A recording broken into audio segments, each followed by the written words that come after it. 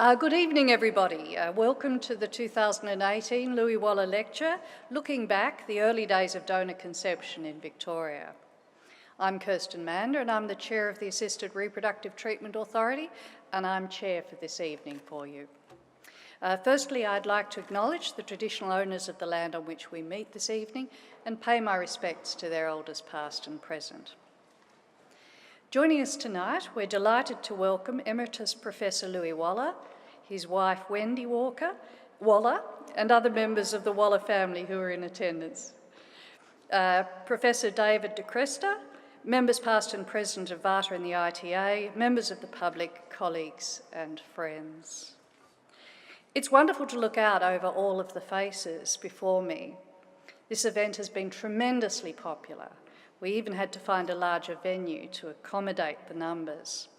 It's very clear that there are very many people who want to know more about the early days of donor conception in Victoria. We have a full and exciting program ahead of us, and I've been instructed to keep it to time. But before I go any further into detail about the evening, the Victorian Minister for Health, the Hon Jill Hennessy, has a few words to say. Thank you and good evening, everyone. I'd like to begin by acknowledging the traditional owners of the land and to pay my respects to their elders, past and present. I'm really sorry that I can't be with you tonight for the 2018 Louis Waller Lecture and the launch of the History of Donor Conception Records in Victoria report. I thank the Victorian Assisted Reproductive Treatment Authority, known as VARTA to us all, for hosting this event each and every year, but this year particularly to honour Emeritus Professor Louis Waller. Professor Waller has made so many important contributions to the development of regulatory frameworks for assisted reproductive treatment in Victoria, and I know that you're all going to hear more about this tonight. Tonight's lecture is particularly significant because Professor Waller will be delivering the lecture named in his honour. Victoria has always been a world leader in assisted reproductive treatment. We were the pioneers in the development of IVF and donor treatment procedures, and we also passed the first legislation to regulate assisted reproductive treatment. Since then, our regulatory framework has evolved and matured, reflecting the changing community attitudes and a better understanding of the impacts on donor-conceived people being unable to access donor information. In Victoria, we now know and recognise that having access to this information can be incredibly important. Many donor-conceived people see knowing about their genetic heritage as fundamental to their identity and their sense of self. In 2016, Parliament passed the Assisted Reproductive Treatment Amendment Act, and this gave all donor-conceived Victorians access to the available identifying genetic heritage information. These laws addressed the unacceptable inequalities that existed for those donor-conceived people from donations that had been made prior to 1998. And the changes made it fair for all donor-conceived people to have the same access to available information about their donors. These new laws were passed, although it was known that there would be significant challenges in locating and accessing records for people conceived before 1988, when the record-keeping practices in the early days of assisted reproductive treatment meant records simply weren't kept. They weren't complete, and some were even destroyed. So VARTA commissioned a history project to report on record-keeping practices by assisted reproductive treatment clinics prior to 1988 and to locate the records that were kept. In this effort, I'd really like to acknowledge the important work of Associate Professor Fiona Kelly from La Trobe University and Associate Professor Deborah Dempsey from Swinburne University of Technology. They have undertaken really important research into these early record-keeping practices and prepared a final report which will, most excitingly, be launched this evening. It's my hope that this report may go some way to providing closure for donor-conceived people and donors who are still facing obstacles in locating and accessing their records. In closing, I'd really again like to thank VARTA for hosting this event tonight and to Professor Waller for delivering the lecture. I all hope you have a fantastic evening and use it as an opportunity to catch up with old friends and maybe even make some new ones. Enjoy this evening. As the Minister mentioned, we're thrilled that Louis Waller has agreed to be our keynote speaker this afternoon. Each year, VARTA runs this event to host the significant contribution that Louis has to the development of regulatory frameworks for assisted reproductive treatment. As you know, in the 1980s, Louis chaired the Victorian Law Reform Commission, the inquiry which looked into the legal framework to regulate the new practice of assisted reproductive treatment. The inquiry informed the development of one of the world's first pieces of legislation governing assisted reproductive treatment.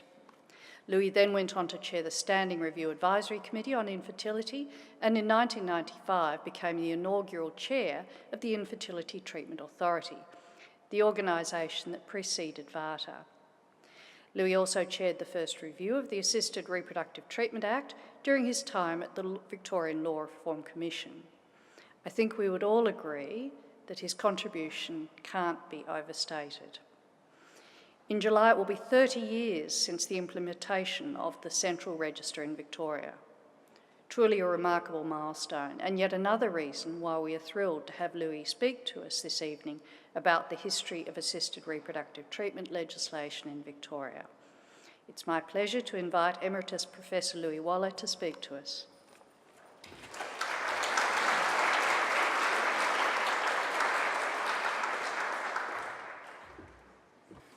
Thank you very much for the most generous introduction.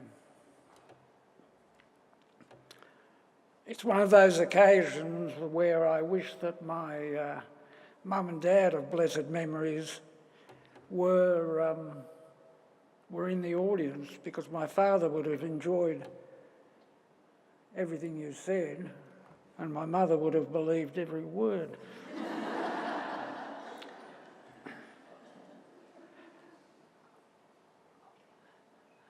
I've been asked to talk about the early days, to step into anecdotage. I'm a lawyer, said a most distinguished English judge when he began his address, and any lawyer can always just get up and talk.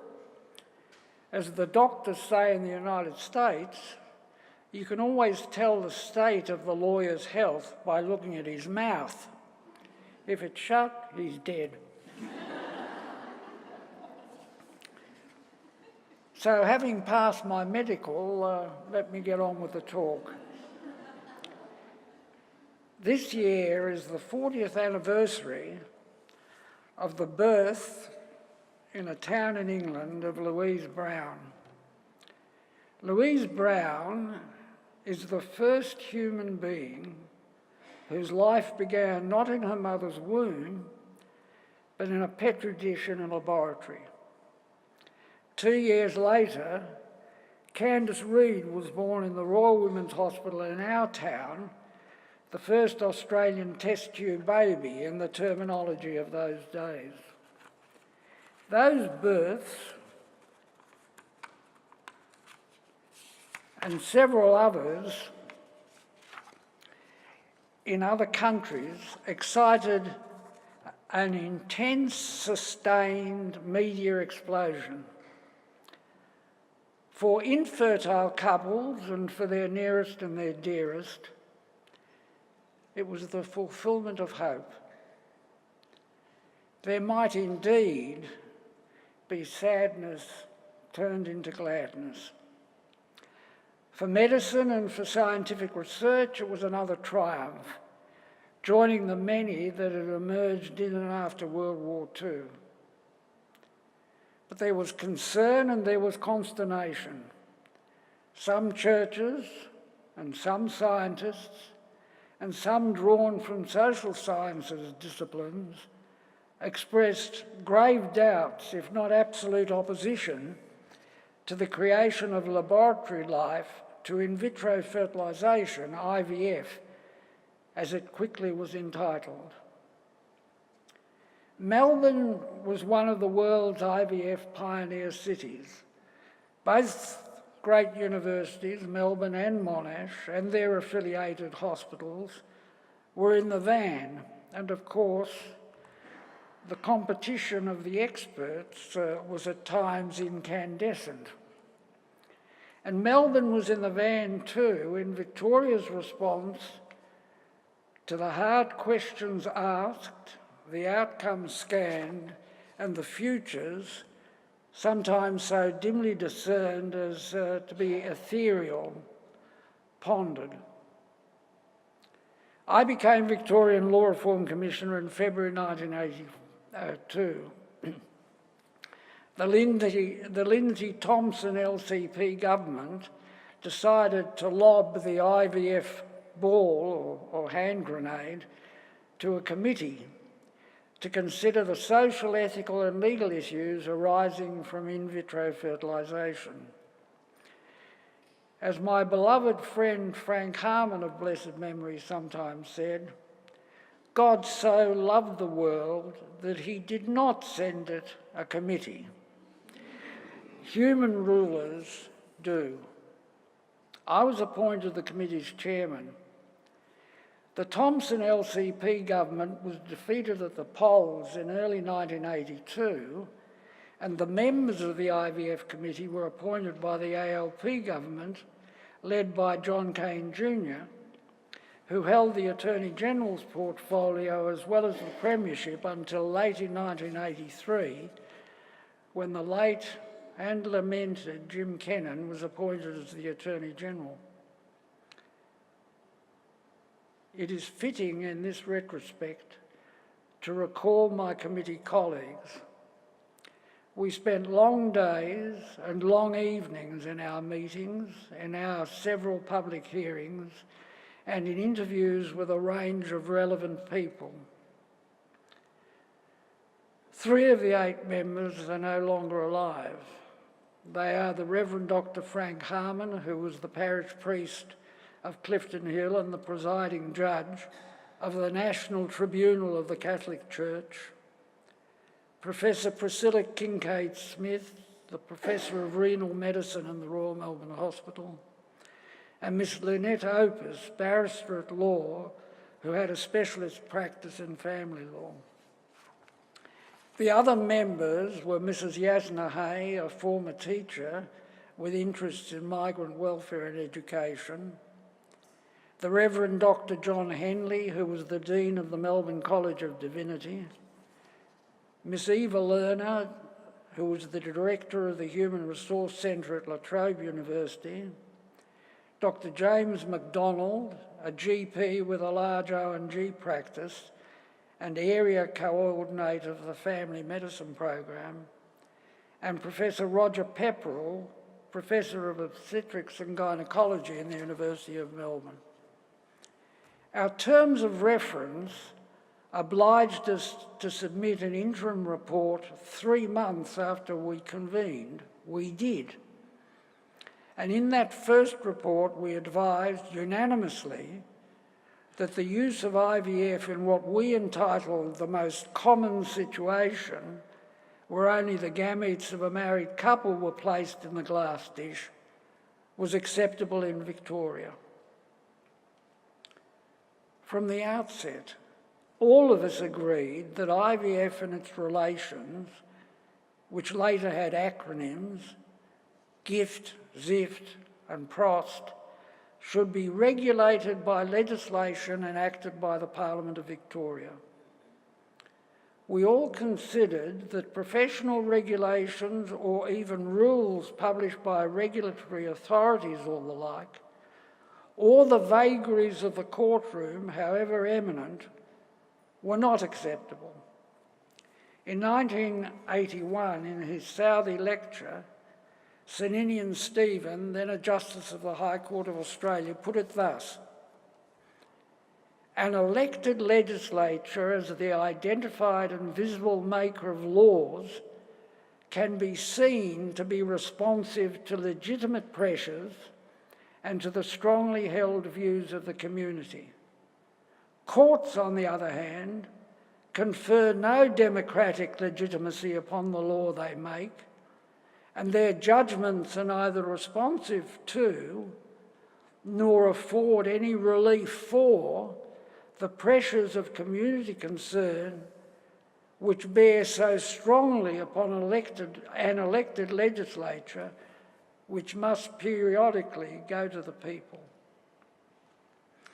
As soon as we submitted our interim report, we began to consider what we would recommend in the first of the two major reports we decided to produce.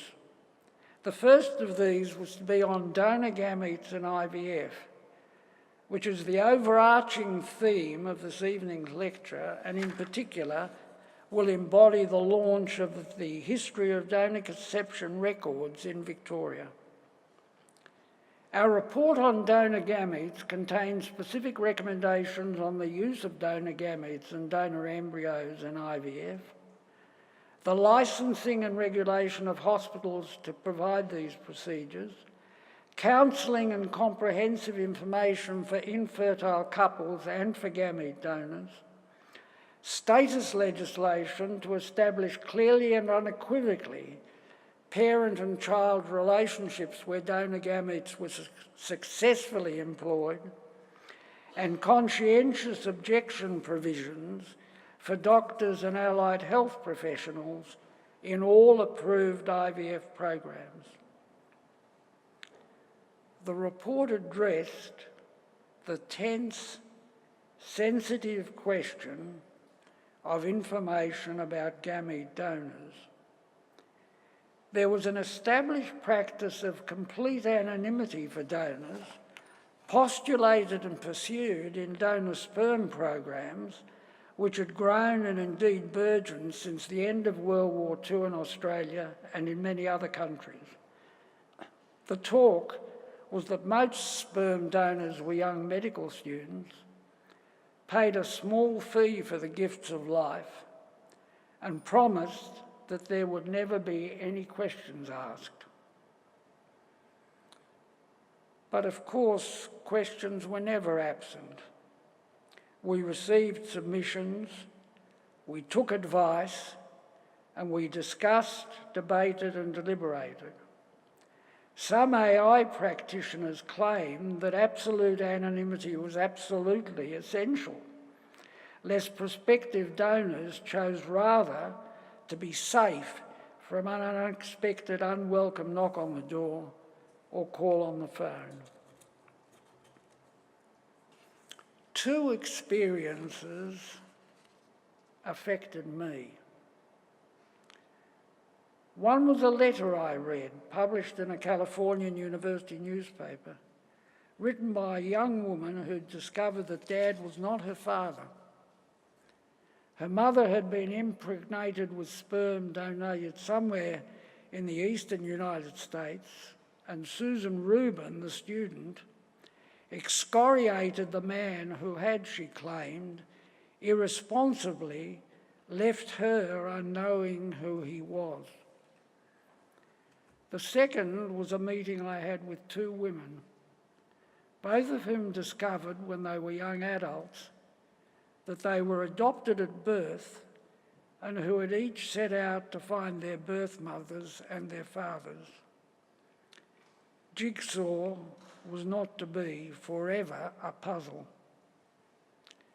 When we came to write our report, we stated, whether or not a person pursues her or his origins, it should be possible for everyone to discover them.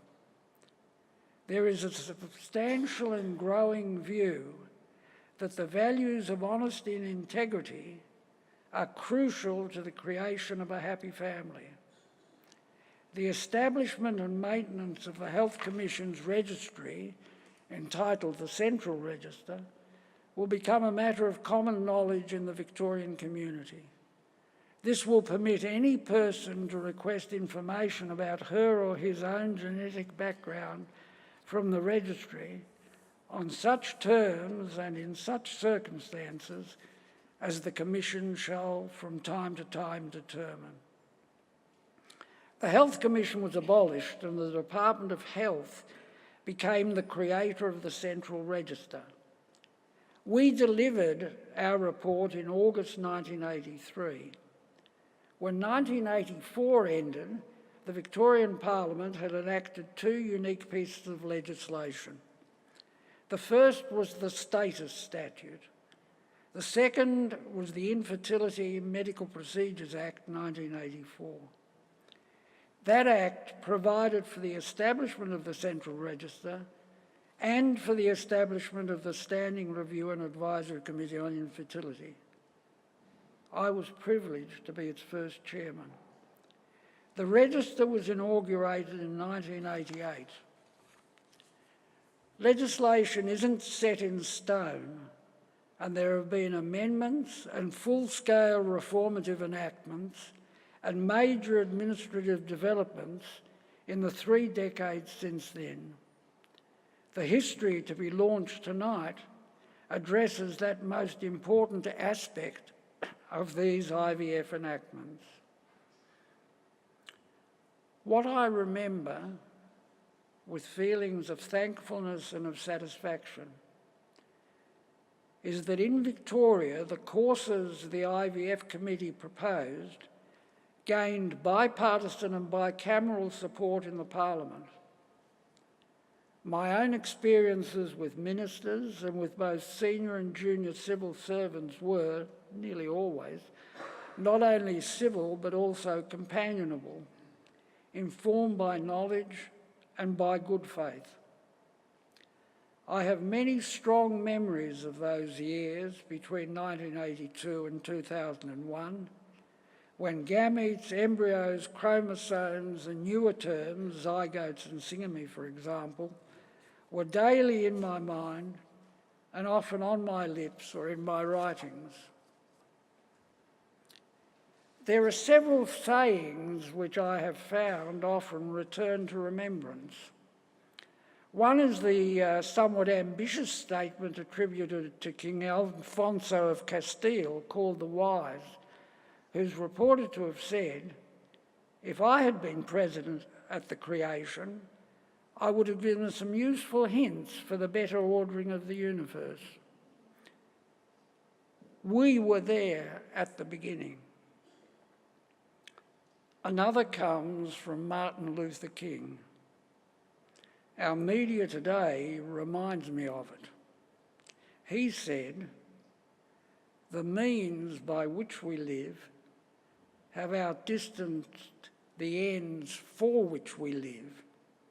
Our scientific power has outrun our spiritual power. We have guided missiles and misguided men." In 1988, I was honoured to deliver the C.J. La Trobe Memorial Lecture. My subject was the regulation of assisted reproduction in Victoria. As I came to the end, I repeated King's bleak judgment on his times, and my last sentence was this: "It is my hope, when judgment is passed on what has been done on the law of infertility in Victoria, it will be this: that we did manage to strike a wise balance where the best ends were pursued, but only by the best means." 30 years on, I echo that hope.